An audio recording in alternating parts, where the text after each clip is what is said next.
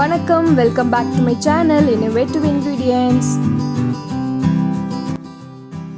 இன்னைக்கு நம்ம வீடியோவில் பார்க்க போகிறது நம்மளோட சமையலில் இன்னும் டேஸ்ட் எப்படி அதிகரிக்கலாம் அப்படின்றதான் பார்க்க போகிறோம். ஸோ இந்த வீடியோவை ஸ்கிப் பண்ணாமல் ஃபுல்லாக பார்த்தீங்கன்னா தான் எதனால் டேஸ்ட் இன்க்ரீஸ் ஆகுதுன்றது உங்களுக்கே தெரியும். டேஸ்ட் இன்க்ரீஸ் பண்ண நம்ம ஆர்டிஃபிஷியல் ஃப்ளேவர் எதுவும் யூஸ் பண்ண போகிறதில்ல. யூஸ்வலாக நம்ம சமையலுக்கு என்ன யூஸ் பண்ணுவோம்? வெங்காயம் யூஸ் பண்ணுவோம், தக்காளி யூஸ் பண்ணுவோம். வெங்காயம் இல்லைனாலும் தக்காளி யூஸ் பண்ணுவோம். பட் தக்காளி யூஸ் பண்ணுறதுக்கு முன்னாடி எந்த சமையல்னாலும் இந்த மாதிரி செஞ்சு போட்டிங்கன்னா உங்கள் குக்கிங்கில் அதுவும் ஃபுட்டில் ரொம்ப நல்ல சேஞ்சஸ் தெரியும். அதுவும் டேஸ்ட் ரொம்பவே நல்லா இருக்கும். நான் இதை வீட்டில் ட்ரை பண்ணி பார்த்தேன், நல்ல சேஞ்சஸ் தெரிஞ்சது, அதனால தான் இப்போ ஷேர் பண்ணுறேன். இப்போ தக்காளியை தோலை உரிச்சிட்டு போட போகிறோம். தோலை உரிக்கிறதுனால உங்களுக்கு சட்டன் ஞாபகம் வர்றது, பாயில் பண்ணி தானே உரிக்க போகிறாங்கன்னு நினச்சிப்பீங்க. பட் நம்ம பாயில் பண்ணி உரிக்க போகிறதில்ல. பாயில் பண்ணிங்கன்னா அந்த சத்தெல்லாம் அதிலே போயிட்டு டேஸ்ட் ரொம்ப இருக்காது. இப்போ நான் இதை எப்படி உரிக்க போகிறேன்றது காட்டுறேன்.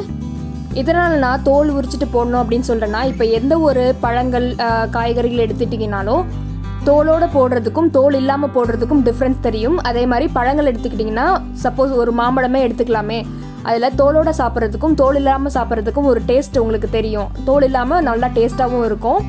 அந்த ஃபார்முலா தான் இதில் யூஸ் பண்ண போகிறோம். அட் த சேம் டைம் இதை பாயில் பண்ணி உரிக்க போகிறதில்ல. பாயில் பண்ணால் குக்கிங்கில் சேர்ந்துடும். ஸோ நம்ம இதை ஹீட் பண்ணி உரிக்க போகிறோம். வாங்க எப்படி பண்ணுறதுன்னு பார்க்கலாம். இப்போ நான் என்ன பண்ண போகிறேன்னா, இதில் ஹீட் காட்டி தான் உரிக்க போகிறேன். இந்த மெத்தட் எப்படி சொல்கிறதுனா, ஒரு கிரில்டு வெஜிடபிள் மெத்தட் தான் இது. சேம் திங் லைக் தக்காளியை கிரில் பண்ண போகிறோம். இப்போது ஸ்டவ் ஆன் பண்ணிக்கோங்க. எப்போவுமே லோ ஃப்ளேமில் வச்சுக்கோங்க.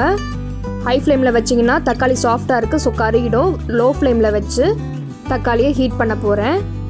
ஃபஸ்ட்டு இதை ஒரு நைஃப்பில் நான் மாட்டி வச்சுருக்கேன். தக்காளியை இப்படி ரொட்டேட் பண்ணிகிட்டே இருந்தீங்கன்னா ஒரு 10 செகண்ட்ஸில் அந்த ஸ்கின் வந்து ஹீட்டில் கிராக் ஆகிடும். கிராக் ஆனதும் நம்ம எடுத்து வச்சுக்கலாம். அவ்வளோதான், முடிஞ்சது மெத்தடை. ஸோ இப்படி நல்லா ரொட்டேட் பண்ணிக்கோங்க. இப்படி ஹீட் கொடுக்கும்போது தக்காளியில் ஒரு விசில் சவுண்டு மாதிரி கேட்கும். அந்த டைம் நீங்கள் வெளியே எடுத்துடலாம். இப்போ பார்த்தீங்கன்னா அந்த ஸ்கின் கிராக் ஆனது தெரியும். பாயில் பண்ணுற மெத்தடை விட இது ரொம்ப கம்மியான டைம் கன்சியூமிங் அண்ட் ஈஸியான மெத்தட் இது. ஸோ ஃபஸ்ட்டு தக்காளி முடிச்சாச்சு. இப்போ பார்த்தீங்கன்னா அந்த தோல் அதுவே பிஞ்சு வெளியே வந்துடுச்சு. ஒரே ஒரு விஷயந்தான், இது பண்ணும்போது ரொம்ப கேர்ஃபுல்லாக பண்ணுங்கள். நீளமான கரண்டி ஆர் ஏதாவது நீளமான கத்தியில் மாட்டி வச்சுட்டு பண்ணுங்கள். இன்னொரு தக்காளியும் இதே மாதிரி செஞ்சு எடுத்துக்க போகிறேன். இப்போ இதை தண்ணியில் எதுலேயும் போடக்கூடாது, அப்படியே தான் நம்ம உரிக்க போகிறோம். பிகாஸ் தக்காளி அவ்வளோ ஹாட்டெல்லாம் இருக்காது. தண்ணியில் போட்டிங்கன்னா அந்த எஃபெக்டே போயிடும். நல்லா ரொட்டேட்டிங் மோஷனில் பண்ணிங்கன்னா மோஸ்ட் ப்ராபப்ளி எல்லா இடமும் கிரில் ஆகிடும் நல்லா. மறுபடியும் சொல்கிறேன், இப்போது லோ ஃப்ளேமில் வச்சு பண்ணுங்கள்.